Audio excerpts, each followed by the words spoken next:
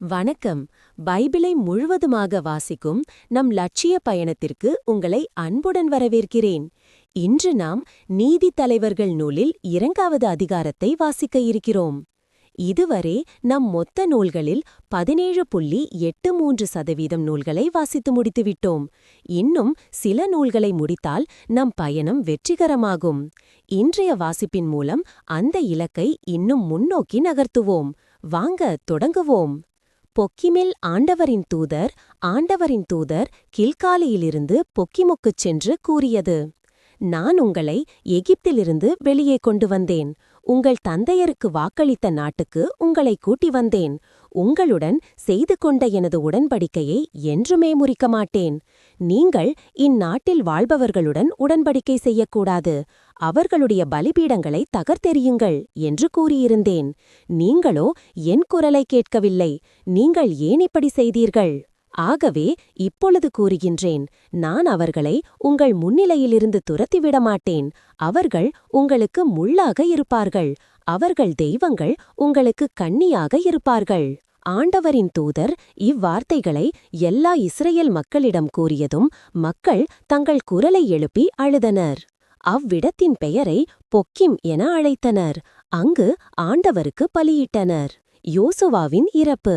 யோசுவா Israel மக்களை அனுப்பிவிட அவர்கள் ஒவ்வொருவரும் தம் உரிமை சொத்தாகிய நிலத்தை உடைமையாக்கிக் கொள்ளச் சென்றனர். யோசுவாவின் வாழ்நாள் முழுவதிலும் யோசுவாவுக்கு பின் வாழ்ந்த முதியோரின் நாள்களிலும் மக்கள் ஆண்டவருக்கு ஊழியம் புரிந்து வந்தனர். ஆண்டவர் இஸ்ரேலருக்கு செய்த மாபெரும் செயல்கள் அனைத்தையும் அம்முதியோர் கண்டிருந்தனர். நூனின் மகனும் ஆண்டவரின் ஊழியருமாகிய யோசுவா இருந்தார். அவருக்கு வயது 110. காகசு மலைக்கு வடக்கே எப்ராயிம் மலைநாட்டில் அவரது உளிமை நிலத்தின் எல்லையிலிருந்த திம்னதக்கேரிஸில் அவரை அடக்கம் செய்தனர். அத்தலைமுறையினரும் தம் மூதாதையரைப் போல இருந்தனர். அவர்களுக்கு பின் வந்த தலைமுறையினர் ஆண்டவரையோ அவர் இஸ்ரேல் மக்களுக்கு செய்ததையோ அறிந்திருக்கவில்லை. இஸ்ரேல் ஆண்டவரை விலகுதல். இஸ்ரேல் மக்கள் ஆண்டவரின் பார்வையில் தீயதனப்பட்டதை செய்தனர். அவர்கள் பாகால்களுக்கு ஊழியம் செய்தனர்.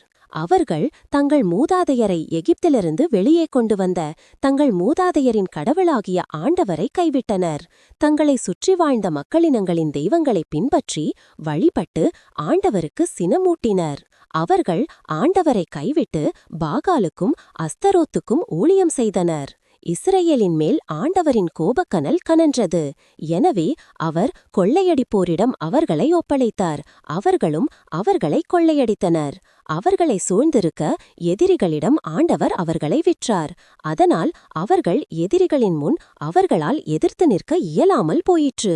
ஆண்டவர் அவர்களுக்கு ஆணையிட்டு கூறியது போல் அவர்கள் போருக்கு சென்று பொழுதெல்லாம் ஆண்டவரின் கை அவர்களுக்கு எதிராக தீமை விளைவித்தது. அவர்கள் பெருந்துயரத்துக்கு உள்ளாயினர்.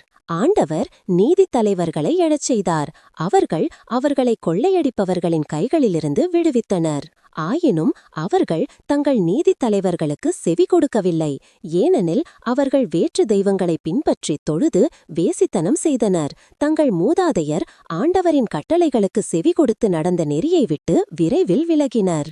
ஆண்டவர் அவர்களுக்காக நீதித்தலைவர்களை எழச் செய்த பொழுதெல்லாம் அவர் அந்த தலைவர்களுடன் இருந்து அத்தலைவர்களின் வாழ்நாள் முழுவதும் எதிரிகளின் கையிலிருந்து மக்களை விடுவித்தார். ஏனெனில் துன்பப்பட்டு ஒடுக்கப்பட்ட அவர்களின் அழுகுரலை கேட்டு ஆண்டவர் அவர்கள் மீது இரக்கம் கொண்டார். ஆனால் அவர்கள் ஒவ்வொரு நீதித்தலைவர் இறந்த பொழுதும் வேற்று தெய்வங்களை பின்பற்றியும் அவற்றுக்கு ஊழியம் செய்தும் அவற்றை வழிபட்டும் தங்கள் மூதாதையரை விட இழிவாக நடந்தனர்.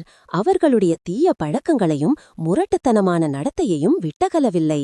எனவே இஸ்ரேலின் மேல் ஆண்டவரின் கோபக்கனல் கனன்றது.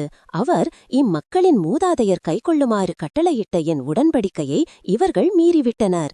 என் குரலுக்கு செவி கொடுக்கவில்லை.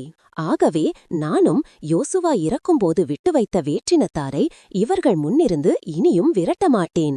ஆண்டவரது நெறிமுறையில் நடப்பதில் இஸ்ரேலின் மூதாதையர் கவனமாக இருந்தது போல் இஸ்ரேலரும் கவனமாக இருக்கின்றார்களா இல்லையா என இவர்களைக் கொண்டு நான் சோதிக்கின்றேன் என்றார். எனவே ஆண்டவர் இந்த வேற்றினத்தாரை யோசுவாவிடம் ஒப்படைக்காமலும் விரைவில் விரட்டாமலும் விட்டு வைத்தார். நாம் 1189 அதிகாரங்களில் 213 அதிகாரங்களை நிறைவு செய்துவிட்டோம். இன்னும் சில அதிகாரங்களை வாசித்தால் முழு பைபிளையும் முடித்து விடுவோம். நாளை அடுத்த அதிகாரத்தை பார்க்க சந்திப்போம். நாள்தோறும் இந்த பயணத்தில் நீங்களும் பங்கேற்றால் பைபிளை முழுமையாக வாசித்து முடிப்போம். இது நம் வாழ்க்கையிலும் ஆன்மாவிலும் பெரிய மாற்றத்தை ஏற்படுத்தும். இந்த பயணம் உங்களுக்கு நம்பிக்கையையும் சமாதானத்தையும் கொடுத்தால் இந்த வீடியோவை லைக் செய்யவும் சப்ஸ்கிரைப் செய்யவும் மறக்க வேண்டாம். பகிர்ந்து மற்றவர்களையும் இந்த பயணத்தில் சேருங்கள். நாளை மறக்காமல் வாருங்கள்.